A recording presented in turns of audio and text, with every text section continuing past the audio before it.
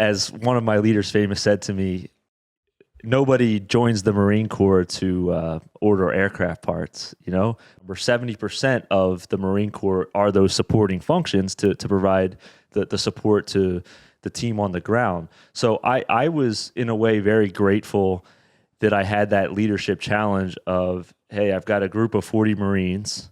None of them joined the Marine Corps to be aviation supply technicians. But how do I continuously keep them tied to the overall mission? Even when we were in Afghanistan, on the base, the fight was right outside of the gates, and we could hear it. And it was, to the chiseling the stone example, hey, you're not storing aircraft parts, you're fighting a war. When that Marine is down and needs a medevac, your job is doing that. Welcome to the On the Path podcast, a conversation on navigating life. Join Chris Coker and Colin Creech as they have honest conversations with fellow travelers on the path. In each episode, they explore the physical, mental, and spiritual health aspects of the whole self, striving for personal accountability and a strong community. Gain insights, learn from our mistakes, and hear from guests who have mastered these areas. Step on the path, embracing every challenge and success along the way. See you on the path.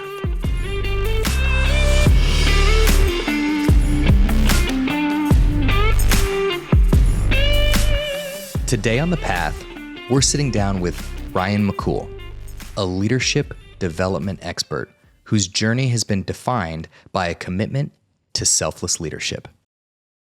His experience as an aviation logistics officer in the United States Marine Corps deeply influenced his early leadership philosophy, providing a foundation that he continues to build upon today. Armed with an MBA in strategic leadership from Penn State University, Ryan transitioned into the corporate sector through an elite graduate-level leadership development program, embarking on a 10-year journey in supply chain management. Throughout experiences in the Marine Corps and the corporate environment, Ryan observed a need for selfless leadership training in the corporate space. So he founded McCool Leadership Development to instill these principles into business. He truly believes this leads to happier, more productive employees and thus more productive companies. Ryan recently authored the book, It's Not About You, which is a series of stories from his service in the Marine Corps and his corporate experiences. He takes these stories and illustrates the power of selfless leadership by prioritizing others, showcasing how true leadership means putting the team first. Beyond his professional life, Ryan is a dedicated husband, a father of two, and as he would put it, proudly wears his heart on his sleeve as a massive Philadelphia Eagles fan. In our conversation today, we're going to explore how Ryan McCool navigates life by developing his whole self. He's going to provide insights and inspiration for us all to reflect on. Now join us on the path with Ryan McCool. Ryan McCool, author, dad, Marine. friend. First and foremost, thank you for taking the time to come out this way. I know this was a drive for you, so coming out here and sitting down with us, we're stoked to have you. Thank you so much for coming. Yeah, happy to be here. Yeah.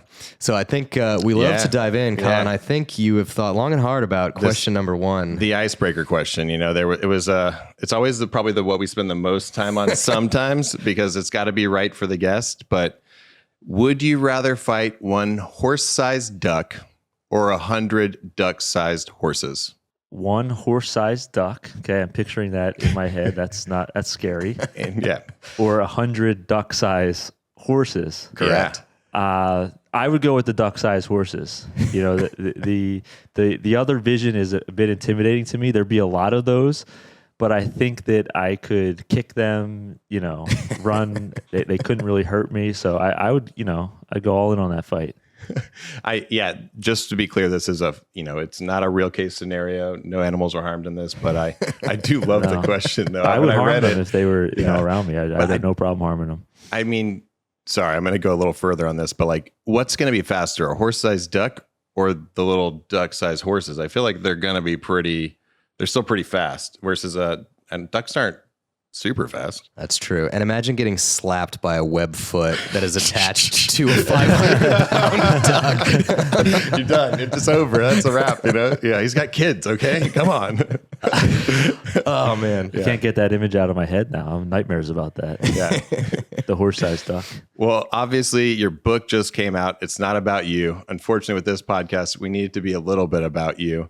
And I think if you haven't got a copy of this book, I thoroughly loved it. Obviously, we bought it because we supported a friend, but it was outstanding, you sharing your experiences. You can use an experience from the book, but maybe tell us a little bit more about one experience for you that has really shaped your life and brought you where you are today. Yeah, and I'm grateful that the Venmo payment went through for Colin to speak highly and then Chris to speak highly of the book. I'll now be one of those guys that will count how many times on this podcast I say, well, in the book I mentioned. It's a good cliffhanger. Go get the book. It's on Amazon.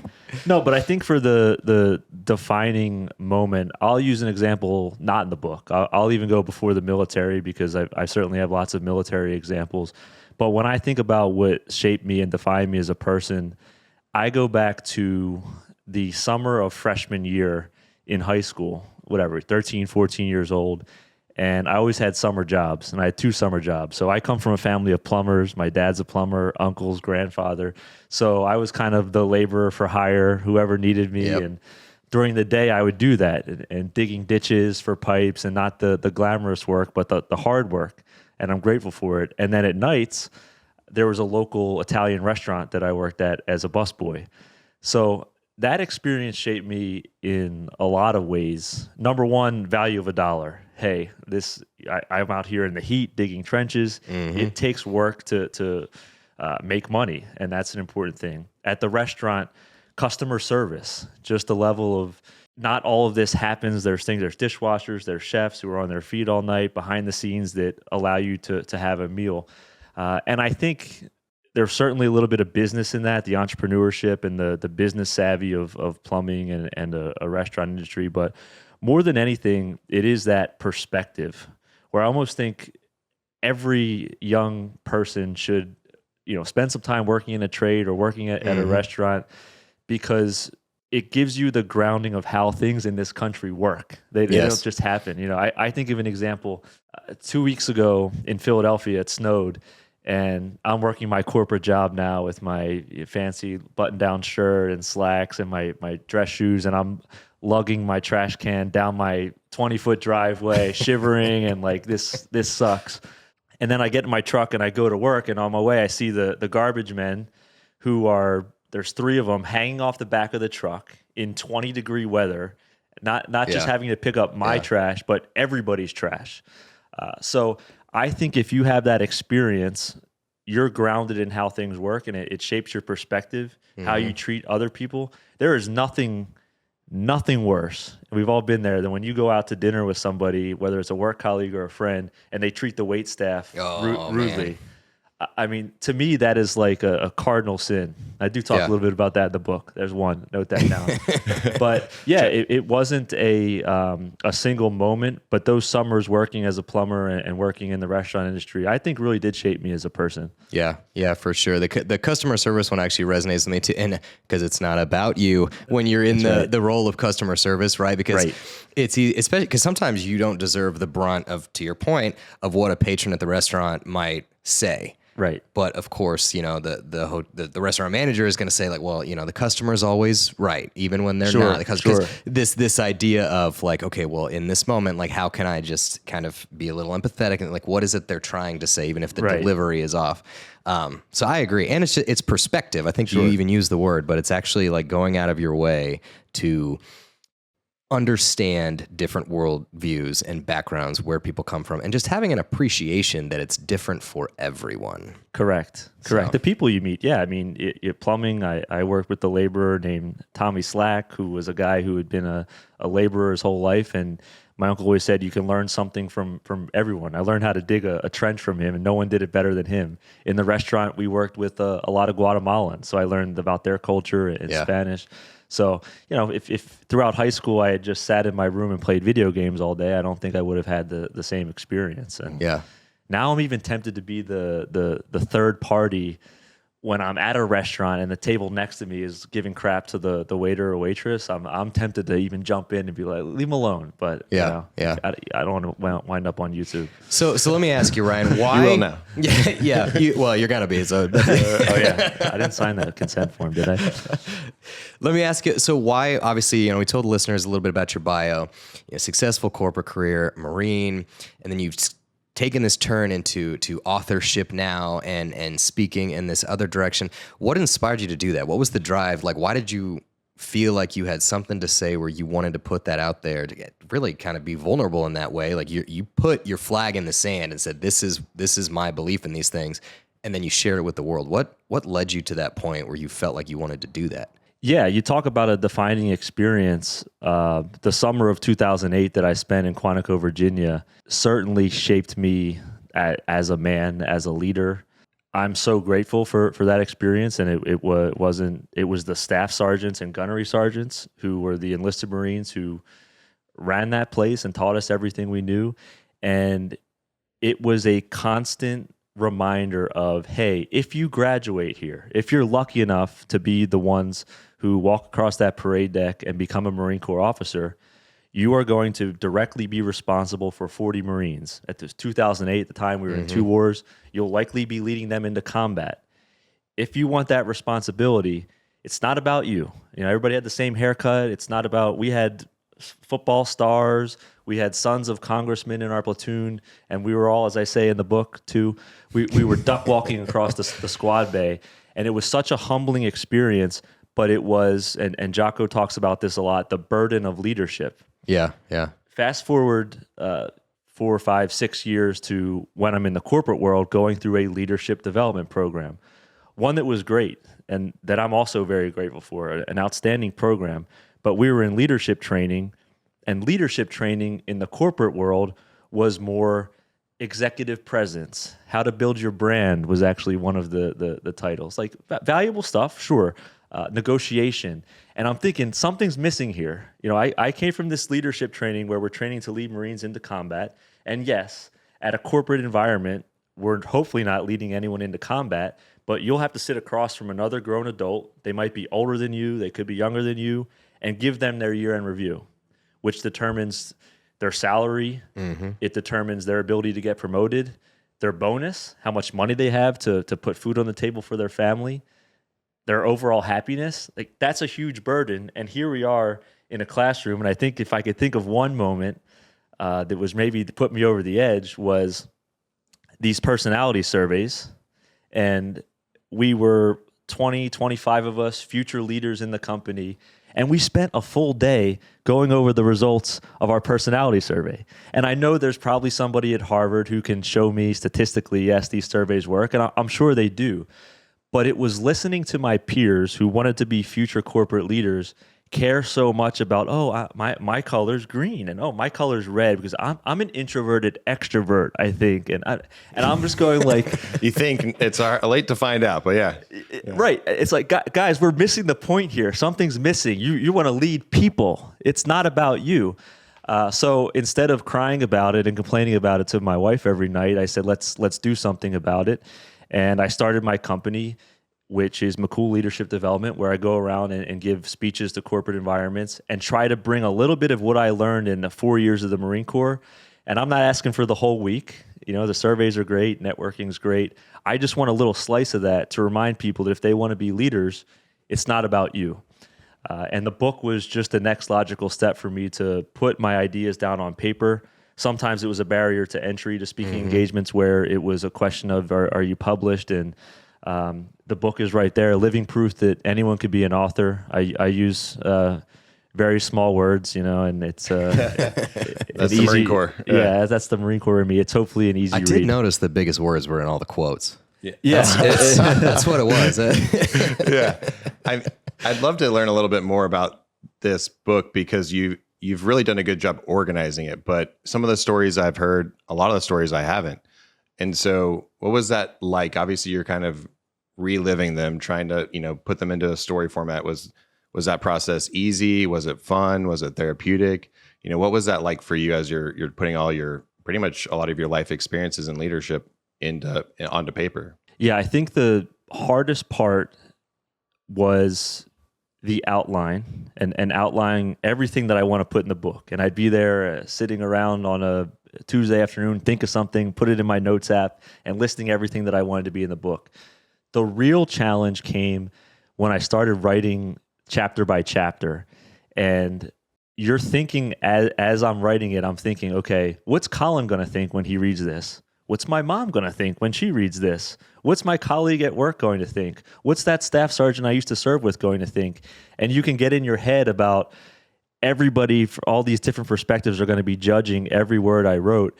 And one of the first things I did when I was having a little bit of writer's block and some challenges was I poured myself a glass of scotch, Dewar's. Shout out to my grandfather, always drank Dewar's, just to take the edge off a little bit and say, hey, look, it's okay. It's your story. Let go. Write what you believe. Write what you know. And who cares what people think? So getting over that hump was big for me. And hopefully it resonated in the book that I was a little bit open and sharing the stories. And trust me, I understand the irony of the fact that my book is titled It's Not About You, and I'm writing about my story, but I want it to be interesting, not just a textbook leadership. Hey, tell you my story and hopefully make it interesting. Yeah. And something we talk about a lot on this podcast, along with physical, mental, spiritual, personal accountability, is a strong community.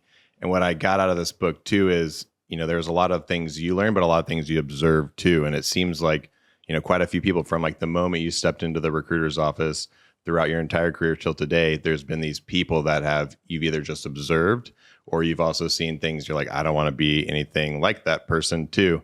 So I guess for you, is there any way that sticks out, that this is a person that's really had a defining impact on my career because I saw them do this or they told me something, they gave me feedback, and it's really shaped who I am today? Yeah, I'll go back to Major Thompson, one of the first stories that I've had in the book. And I was a young lieutenant, so did all my training in Quantico, 10 weeks of OCS, 6 months of the basic school. And I was ready to hit the fleet and lead Marines and meet the Marines I'd be leading for the first time. As you guys know, the first thing you do is check in with your commanding officer, and you wear your service alpha uniform. So I was 22, 23 years old. I looked like I was about 14 at the time. And Colin, you guys have seen those young lieutenants. And I had that one National Defense Service ribbon that everybody got for joining during the time of stain. war. And it was just shouting like, new guy, new guy, new guy. And I'm walking into the office, and needless to say, I'm nervous. I'm about to meet my Marines for the first time. I'm in San Diego for the first time.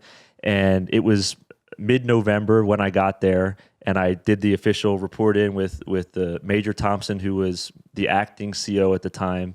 Our unit was forward deployed, so the CO was forward deployed. But I remember that conversation and, did the formal reporting. He said, "What's your name?" I said, "Lieutenant McCool." He's like, "No shit. You just told me that. What's your first name?" I said, "Ryan," because a lot of times officers do use first names when you're talking to someone, either a peer or someone below you. And his first question to me was, "What are you doing for Thanksgiving?" And I'm like, "Well, I just got here last night. I don't even have a place to stay. I'm staying on base at the Miramar Inn or whatever it was." And he said, "You're coming to my house." I'm like, "Okay, is that an order? Do I have a choice here?" And you didn't ask that, just to confirm. No, okay. This was my mental debate here. I'm like, well, this is odd. And if you know me, one of the odd things about me is that I'm allergic to turkey. So I'm like, this guy who's the big boss just invited me to Thanksgiving dinner, and I've got this secret in my head that I'm allergic to turkey. I got to tell him. So I said, "Sir, I'm allergic to turkey." He said, "Without hesitation, I'll cook you a steak." And to me, in that moment, I didn't know how good of an aviation logistician this guy was. I didn't know how strong he was, how good of a shot he was in the rifle. But I instantly didn't want to disappoint him. I would follow him anywhere, because in that moment of vulnerability, he showed that he gave a shit about me. Yeah. And that interactions like that prompted me to look back and say, how do I be that type of person to others? How do I be that person that you don't want to disappoint? And through the book, I try to chip away at that in how do you be that type of person, because everybody wants to be a leader like that. And then, of course, I show some bad examples, which in my day job or just in my daily life, when I have one of those bad examples, kind of jot it down. So Yeah. that was really the question I was trying to answer, Colin. Yeah, that one, it's one of the things that always stood out. I know I'm the Army guy on there. It's dawning on me. We talk to a lot of Marines. We got to find a couple Army folks to bring on the show here. No. No, I think the Marine Corps is. But one thing that I know is for sure similar across both is military environments have obviously and necessarily authoritative leadership, right? It has to be there. There is a commanding officer and there needs to be that literal rank and file. What I have, as you're telling that story, Ryan, I'm thinking about just in my own military experience, when you come across the leader who doesn't do that, when they have the ability in a military environment to be authoritative and they choose not to, they lead with humility. That's entirely different. And the fact that I love that story, this idea of like the immediate response was, oh, I'll cook you a steak, because he was so in that moment. He was so in tune with like, well, what are Ryan's needs right now? He's brand new. Who knows the things he was thinking about, but what we can confirm is it was about you in that moment. It was literally about you, because he is the leader, was saying, okay, he's the new guy. How can I take care of this guy and make sure he feels a part of the organization on day one, which Correct. I think is awesome. Correct. And everyone hears that story and then they go to, oh, okay, so I guess leadership is just mushy and, hey, how can I help everybody? Can I cook everybody a steak? He was as kind as he was on that Thanksgiving in 2010 or whenever it was. He was just as tough. So I watched him rip into a whole group of Marines when we were in a squadron-wide training about things like we always did in the Marine Corps, drugs and sexual assault. And he stopped the entire training and said, hey, that last speaker just gave you a phone number to call if you witness a sexual assault. What's that phone number? Not one person wrote it down, and he ripped everybody there. So, yeah, you don't mistake the kindness for a weak type of leadership, because you have to have both. So, yeah, no, I love that. I think it goes to what you mentioned in the book is, setting the example as a leader, because he genuinely, wanted to make sure you weren't alone for a holiday. He genuinely looked out for your dietary restrictions, and you learn a lot about that in the book, which I knew none of that about you, which I'm glad I know now, because I want to make sure I don't cause any anaphylactic shock. No French fries here today. No, but the servant leadership part, and setting the example. You hit a lot of different topics, but that point is in the corporate side. We see people like, I'm a servant leader, and you sometimes hear them say it, but then, it's not something that actually reflects. They're just really good at saying it, or they did the course and that's what their profile said. Like, my assessment says I'm a servant leader. Do you think that it's missed on the corporate side, coming out of the military? It's missed in the military sometimes, but do you think it's missed a lot where they know they say the word, but they don't really know what that means to do it? Yeah. And that's why I intentionally changed the term. The little look behind the curtain here, the title was originally Discovering Servant Leadership, but I found that term, and it's semantics, but that term has been used a lot. I changed it to selfless, because to your point, Colin, if a leader looks at this and there's one thing that they should think of, it's remove the focus from yourself and put it onto your team. So yeah, that is servant leadership. There's one quote that you see that goes around LinkedIn a lot, that something around the lines of, hey, your title doesn't make you a leader. Sure, I agree with that, but I think what that quote misses is that your title gives you a responsibility to be a leader. No, it doesn't make you a leader, and that's kind of a good way for the rank and file to say, hey, yeah, I have this person who's a VP, but that doesn't make them a leader. Okay, that's fine, you want to gripe. But I think what's more important for the VP rank is to understand that burden of leadership and really live into that servant, selfless leadership. So I do think sometimes it gets missed. And if they would just read my book, they'd have, no, I'm not going to be that guy. That's hilarious. But yeah, it does. I want to take a left-hand turn, because I think the book here, there's a ton in there. And obviously that is one aspect of all these other things that you do. How do you, I'd be remiss if I didn't ask, but how do you stay on the path, right? How do you make sure you're also a husband, you're also a dad? Like, you have all of these things. How do you make sure that you're not derailing yourself? Because all these, there's a lot of white noise, right? Just in every direction. And you are pretty firm in your belief on these things. So how do you just make sure that you don't derail, that you're not tipping, I guess with the self-regulate? How do you make sure that you're kind of remembering these things? And I heard your podcast with Mike, and you talked about guardrails. And I think that the biggest thing that keeps me on the path, and much like you guys, I'm not the keeper of the path. I need help. I don't know everything there is to know about leadership, so I don't want to sound preachy here, but what works for me to keep me on the path is you have to watch out for vices, and everybody has vices. For me, you see the hat, you see the tattoo. I'm like a crazy Eagles fan. What? Really? Crazy Eagles fan. You see Learning me, it here for the first time. You see me on game day, and I'm almost a different person. Like that's my passion. But that passion becomes a problem when on Monday, Tuesday, Wednesday, I'm not as good of a husband to my wife or not as good of a father to my kids because I'm listening to 100 Eagles podcasts and still thinking about the game. So guardrail there, I'll pick one Eagles podcast and I'll listen to that. I won't listen to the 100 that exist. That's a guardrail. I'd say alcohol is a good one. I love, this also won't be a surprise to you guys, but I love going out with friends on a Friday night. And we've done it. Yeah, we've done it, throwing back some beers, having a good time. And I think those times are important. Spending 4 hours at a bar and you really get to know people and see what they've been up to. What could be a real suck on the time is if you're drinking to the point where the next day, now 8 hours are wasted because you're hungover from drinking and we're not getting any younger. So how can you mitigate that to really only go hard, hey, once a month instead of every week? Because I can't afford to waste that time. The last one I can think of is social media. Social media can be a huge drain on time. When you sit there and scroll and that dopamine hit is real, when you see those likes come through and you're fueled, and those apps are all designed to keep you on that app as long as possible. And I'm guilty of it too. The guardrails that I put in place are, okay, I'm going to pick one. Mine's Twitter or X now. I love being on X. It's quick, it's news. But if I was on X and Instagram and Facebook, that would triple my time. So, okay, delete those other two apps. I'm going to pick one. It's X. I do LinkedIn as well, but that's more of a business. So structural guardrails, I would say I put in place, things like that.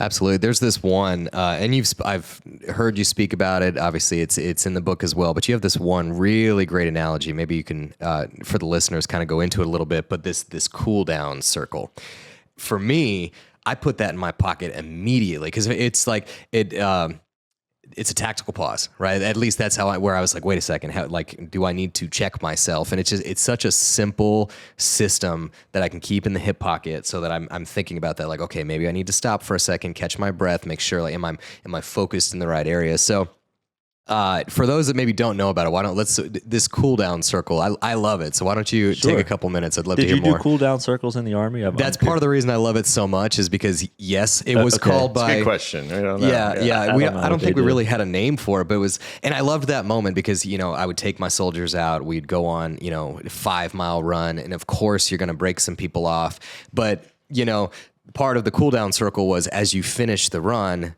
The guys in the front, it was all guys, I was in the infantry, so all the guys in the front would come around and pick up the fallouts, and then that's where we would hold the circle. And then there was varying degrees of some guys were just nice and steady. Maybe they weren't even breaking a sweat. We had a couple of good runners, and then there were others who looked like they were about to just like keel over. But that moment of being there together, and then suddenly everybody was level set. After a few minutes, suddenly everybody's kind of on the same plane, and there's this like moment of feeling like you're brought up, at least on our side. So I'll get off my soapbox, but that story like resonated on another level. What was so unique was the tie-in to how I can use it today. So for those that don't know about it, what's the... If you picture it, again, summer 2008, Quantico, Virginia, it's about 100 degrees. We wake up at 05 and it's 90 degrees by then, so it's a little bit cooler, and the humidity's as high as it can be in the country. And you're with a whole company of Marines. In my platoon, as I mentioned, the platoon dwindled down from 63 candidates to 40 to ended up with 36. But you typically have 3 squads, and you'd have a large open area in the woods where you do your stretches, And then everyone would line up for these runs. They'd call them fartlek runs Oh, That's yeah. right. through the woods of Quantico. And it was a hilly up and down. And the one interesting thing is you never really know. You're not in control how long the run's going to be, how far you've ran. We didn't have fancy watches on that you were tracking your mile marker. You just ran with the platoon and with the squad. Yeah. And it was grueling and excruciating. And by the time you got done and you saw that you come out of the woods, and I remember it like it was yesterday, you saw that big open field again. It was like, okay, we made it, we're done. And every instinct in your body is to keel over, to put your hands on your hips, to chug water, douse yourself in water. But no, we formed a cool down circle. And there were several purposes of it. Practically, one, as every runner knows, it's not good to run 5 miles and then just stop. So you're keeping your lungs open. 2, accountability, as you kind of mentioned. We all held our left arm out, 1, 2, 3, and we'd count 100 times until you got to the 43 number. And if you didn't get to 43, okay, someone's missing. We need to see who we needed. Accountability. But to me, the most important part of the cool down circle was the drill instructors, sergeant instructors, as we call them at OCS, watching us to see any type of weakness. Hey, is Lieutenant McCool have his hands on his hips, or Candidate McCool at that time? Does Candidate Creech showing signs of weakness? And we were told from day one, no signs of weakness. You just ran 5 miles. I don't care. Shoulders back, full 30-inch steps, and you strut like you're walking and with no problems. And what that told us was that as leaders, everyone in our platoon would be looking to us in times of stress, in times of discomfort, to say, what's the lieutenant doing? We all know it. You know, something happens, or even in a work environment, the fire alarm goes off. What's the first thing people do? They look to the senior person in the room and say, how's that person reacting? On an aircraft, you hit turbulence. You look to the flight attendant. Does the flight attendant look composed? So I've loved the lesson in that we kind of strutted like horses as everyone watched us to ensure that we were showing no signs of weakness. And I kept that with me in the fleet. When things got tough, they would look to the lieutenant. And if I was running around like a chicken with my head cut off, how are they supposed to keep calm? So I still remember that to this day. Yeah, me too now. I won't forget it. I think it was a great piece I'm sure of you advice. did cool down circles at boot camp, huh? Yes. Oh, yeah, for sure. What I was envisioning in my head was when I got to my unit, though, for every second you were behind, it was like 100 8 counts or burpees, basically advanced burpees. So Right. I was kind of having a flashback for a second Yeah. there. But the cool down concept, something I took away from it, which maybe wasn't as also intended to, was, after you do something incredibly hard and challenging like a run, after that, always a second to maybe pause and, like you were saying, like, do we have everybody? I think it's also, as I was thinking, like, to reflect too, Sure. as a leader, while you've got to be on a lot more and it's challenging, you also have to make sure you're taking a second and like, okay, is everybody understanding? Is everybody following the journey or following what I'm trying to say in this presentation? And I got some other things from it when I was thinking about the cool down circle and what it also means as a leader too. Absolutely. Yeah. Good. Glad you took that away. Oh, yeah. And I have to say too, something that, I loved about this book, because it's not about you, but you wrote the book, and at the end of the day, it really wasn't about you. It was almost like all these different lessons and everything that you got from it. And one thing I took away from it was, not only the humility that you showed in writing this book, but the humility you saw in some of the people that were in your lives and in your stories. The one that stuck out to me the most was your recruiter. And when you were going in for the first time, Staff Sergeant Boynton, I think it was. Yep. And that's a real name. That one's But sorry, but it was fascinating to me because, you showed up and this is your first interaction with the Marine Corps. And this gentleman was, okay, it seems to check most of the boxes. And all right, you ready to go do a physical fitness test? And what were you wearing that day? I'd like to, maybe you can tell us more about this story, but the humility that he showed and just setting the example with so many things in one story, it was amazing. Yeah, it was my first interaction with the Marine Corps.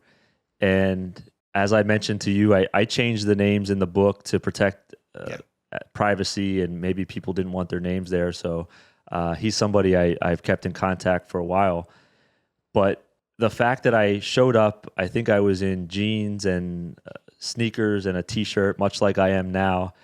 And I was ready to go. I was one of the easy ones from a recruiter standpoint, where I walked into the office and said, sign me up. So I had this vision in my head that I would go in for a quick, here's the process, Ryan, here's what the documents you need. And he said, all right, we're running a physical fitness test today. I'm like, no. Like, I wanted time to prepare for this. So I thought of the first excuse that I could. Well, I'm not dressed properly. Let me go back into the office. I've got some shorts. I have some running shoes and a pain is weakness leaving the body, black t-shirt. And I said, well, I want to make sure that I practice. And he said, look, if it sucks, it doesn't matter. Let's run it. I'll run it with you. What that showed me on day one was the selflessness in the Marine Corps. Like, did Staff Sergeant Boykin in that moment want to run a physical fitness test randomly out of nowhere? No, but he knew that it would help me. Did he have to provide, I think I said, his own shorts and a t-shirt to me? No, but it wasn't about him in that moment. He was putting all of his focus on me. So I remember, and I tell the story, but it wasn't great. It wasn't a great physical fitness test. And he's taught me so many leadership lessons. He's leading by example, running it with me, and then even going faster. And it got to the halfway point. I wanted to puke. But what that told me from day one in the Marine Corps was that it's not about you. And that mentality of taking care of your own was consistent throughout the thing. And it was also, as I note, a sign of the times. I mean, 2008, we were right in the middle of the troop surge, and I wanted to have a perfect PFT score, and he's like, no, 236, we're submitting your package, you're good to go. But I was very grateful for him, and before I got out of the Marine Corps, I reached back out to him and thanked him for everything he did for me. I have to say, that's actually way better than my first. Yeah, by a lot. So I was actually really impressed, with you just throwing down, especially you were thinking, I think, about planning the whole summer. I'm going to work out, build up to this. Exactly. Yeah. But I think that's so important too, because that little moment, that you're just another person walking into the office for him. But that's something that, he didn't do just especially for you. It's something that he's probably doing, all the time and throughout his career. And right. I think that also goes to something you've talked about in the book too, is, people are always watching, they're Sure. especially watching the leaders, and that he didn't know that was going to be his moment. He was going to end up in a book, how many years later, but it happened, and that left such an impact. And that's where it's one of those too. That's who he is. And it's so hard to just every day, if that's not really who you are, to show up and try and be that person who's, I'm humble. Here's my my coffee. You don't have a coffee? Here's my coffee. That's Exactly. your one. And then they're like, I did it today. I've made it. Right. But I'd like to, hear a little bit more about that too, because of all these lessons in this book. But as you're going around and talking to these different companies too, what's something that you hear from them as they're like, this is a topic we really want you to address? Because I can think of so many, but in the examples from your book, but what do the people want right now? What are you getting the most for? Like, this is a topic we need to cover because it's something we think we need in our organization. And I think that's challenging because I'm building my business to be the anti-traditional leadership development experience. And I think that these leadership development participants and these future corporate leaders or corporate leaders love taking the surveys. They love, hey, I'm going to fill out these 60 questions and I want to see what type of leader I am and what are my strengths and this and that. So they do want that. And then here I am trying to sell them on, well, yeah, that's important, but I'm going to give you something completely different. I think the biggest, as I speak to different companies, the biggest need I get from the bosses, the program managers, is the humility entitlement piece. Hey, my group of great, they're young, they feel entitled, they're not humble, they want more, they think they should be promoted faster, they think that they should have more money, more leadership. So that's the message I try to combat from day one, is that humility and entitlement piece. And I'll tell you, the one that leaders struggle the most with is what I called leadership by electricity, where we're high performers. We want to impress our boss. Sometimes, and a lot of times, impressing your boss means throwing your people under the bus and putting them through the ringer. And that's the number one question I get from as I speak to these groups is, well, what if my boss doesn't see everything I'm doing for my people and think that I'm not a high performer because I'm not trying to impress them? And the answer that I give is that when my head hits the pillow at night with my copy of It's Not About You next to me and listening to Colin and Chris's On the Path podcast in my ears, I, at the end of the day, would rather have my people, the team that I'm leading, think highly of me than my boss. That might mean I'm slower to be promoted. That might mean I get a worse rating. It shouldn't, by the way, because we should develop leaders who recognize that, hey, Ryan's taking care of his team. Colin, my boss, comes to me and asks me to do something, and I tell him, Colin, you want this tomorrow, but it's not happening. It'll be there next week. Colin should acknowledge that, okay, Ryan's not just a leader leading by electricity. He actually cares about his team and is being realistic. But at the end of the day, you have to make that decision yourself. I'd rather my people know that I take care of them more than impress my boss. But that one's always a fun one with groups. Yeah, I bet it is. And I know that you're right. I've seen it firsthand, having come through an LDP myself. I know that, there is a lot of that. And I think it's because, some of these LDPs where that is how it's positioned, like, oh, well, we are going to groom you to become XYZ type of executive. Right. Correct. So in a way, I can almost, not that it's justified, but I can see where that entitlement comes from. It's almost handed to them where they correct. And that, to your point, is why I think the word you use is like you just want a slice of it. But I think that's such a good idea, and I think frankly that should kind of be really at the foundation. Like, hey, let's not forget correct why we are going to make you quote unquote special. We're gonna kind of put these things like, let's not forget that it's really not about you. It's because we want you to be so effective in your leadership capacity that the people underneath you that are working for you or working with you exactly are empowered to do their job well. Exactly. And that reminds me of when you say that, and I talk a little bit about email signatures in the book, and it's like, I'm an LDP, I'm this, I'm that. Look at me, I'm special. And that's leadership development program for anyone listening. Sorry, I use that term a lot. But I remember one time, like just out of the Marine Corps, I filled out one of these strength assessment surveys, and I won't mention them by name, but regardless, I filled out all of these questions, and the feedback to me was that because I filled out the questions in the way that I prefer structure in my day, I prefer to stick to a rigid schedule, the number one thing that came up as a recommendation or watch out for me as a leader was Ryan struggles with ambiguity. And I remember this highly paid consultant was looking across from me, giving me these things. And I was like, dude, I was in Afghanistan like 11 months ago. Don't tell me I can't deal with ambiguity because I prefer a schedule or the way I filled out your survey. Not that I can't take criticism, but it's like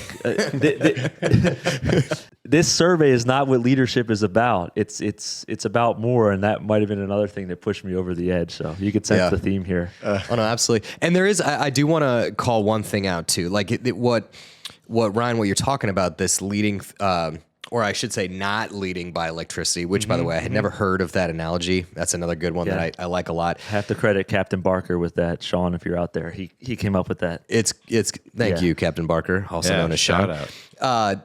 But it's also, there are moments when you as the leader have a conversation with your boss and you agree, even when it then takes work. And I've heard you talk about this one as well, but there's also this responsibility on the leader to help the team understand why.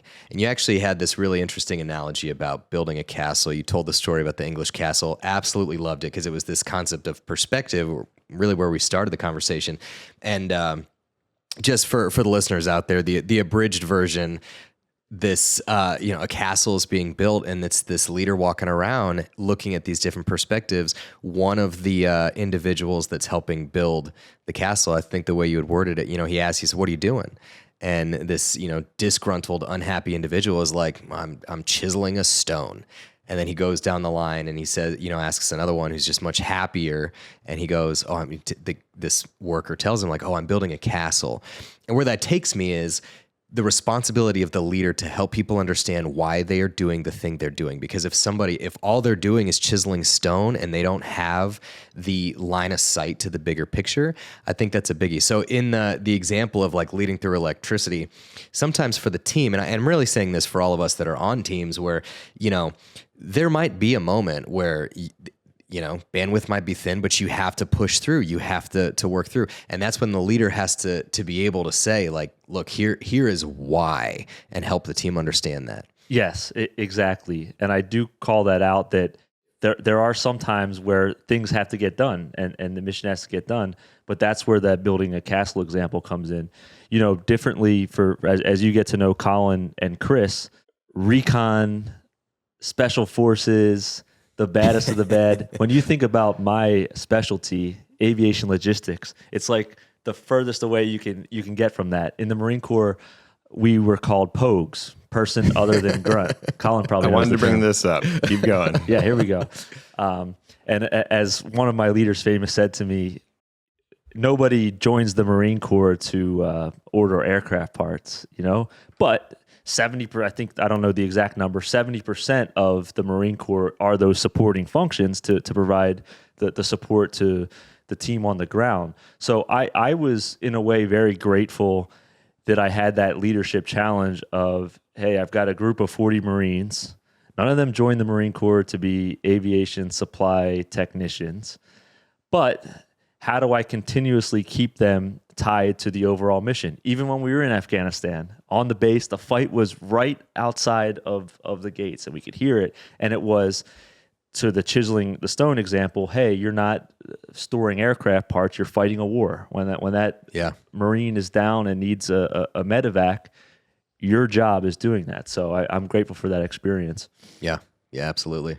So I know we're starting to wrap up here. So I have another question I want to ask you. But before I do that, obviously we've referenced the book. Truly, it really is a phenomenal book, Ryan. You did a fantastic job. Very, very proud of the work that went into this. We talked a little bit before the show about just the effort that it takes to do this. So just really a testament to who you are and the stories that you're telling. So for the listeners out there, make sure that you go check it out. It's on Amazon. But also, where can people find you, Ryan? For those that are listening that want to learn more about you, where can they get in touch with you if they want to learn more? Yeah, LinkedIn, connect with me, Ryan McCool. I'm always happy to, if I said something today that you want to challenge, and I love that. Hey, I don't think this is true. You might be missing this. I'm still learning every day. So LinkedIn, Ryan McCool is the best way to find me. My website, ldpspeaker.com. But I really do think you'll find value in the book. If you go to Amazon, type in Ryan McCool or It's Not About You, I think there's value in the book. And again, I'd love for you to read the book and challenge me on what I wrote and make me a better leader, because I don't know it all as I started off. But it's really enjoyable process. Oh, absolutely. Absolutely. So last one for you, because obviously we talk about staying on the path here a lot, and I appreciate early on you had said, like, you don't own it either, right? You're just on the path. Yeah. So what are you doing to stay on the path? What are just things that you do to kind of make sure you're clearly moving in a positive direction? What are you doing to just make sure that you continue doing that? Yeah. What's really scary is that when you just said path there, I in my head just saw a path with like 100 duck-sized horses. I'm not even kidding. So way to pull through. I got to get that out of my head. But I think the things that I'm doing to stay on the path are around those guardrails that I mentioned before. Yeah. And continuously monitoring what are the big uses of my time, and is that a good use of my time? I'll tell you another thing. I love aircraft. When I was driving up here, I passed Newark Airport, and there was a 787, a United Airlines 787 pulling in. And I'm just fascinated by aircraft, as I was in the Marine Corps. But I bought a flight simulator for Xbox. And, awesome. And nice. It is awesome. Like, you can pick up and say, hey, I want to fly from Philadelphia to Minneapolis, and you set all the things. And flying an aircraft is actually very easy, in my opinion. I could do it from my couch. I was going to say from the Xbox, it's not so bad. But I noticed in that I'm like, look at the watch, and of course the kids were in bed, but like, I just spent 4 hours on this thing. How do I continuously say, what's the new thing that's popping up? that I might need to put guardrails in place for. With the Eagles games, Sundays are my day. As I said, if it's a 1 o'clock game, I could get to the tailgate at 6 a.m. or I could get there at noon, or, so I put guardrails in place there to say for a 1 o'clock game, I'll get there at 9 o'clock. And that limits the amount of damage I can do for the game. But hey, look out for what's next. This flight simulator thing came out of nowhere, but constantly being aware of what's draining my time and keeping the focus on my family. Yeah. A little bit of that personal accountability that we like to talk about quite a lot on the show. Yeah, for sure. And I mean, honestly, thank you so much for your time. I know I've known you for a long time, and you've been somebody that it's so incredibly easy to talk to, but always a good source of advice and honestly a mentor for me. So thank you for coming on the Path podcast. And for everybody listening, Ryan McCool on LinkedIn, check out his book. It's Not About You. Yeah, absolutely. And before you cut me off here, you're about to get the hook, but I just want to say that I'm so incredibly enthused at you two starting this podcast. And if I've known you guys for a while, and if there's two people that I know can do it, it's you two. The audience can't see this, but we're in Hoboken today. I can see New York City skyline in the background. There are hundreds of wires surrounding me. They can see some of those. Hopefully you can't see too many of those. 6 cameras. I'm sitting on a pillow so that I look better, with the height of the table. And it's a testament to these guys making it work. And I'm confident that your podcast will succeed. And I'd encourage everybody to rate, subscribe, all that good stuff, because these guys know what they're doing, and it's going to be a big success. So, My man. thanks. Thank you so much, Ryan. And to everybody else, we will see you on the path. See you on the path.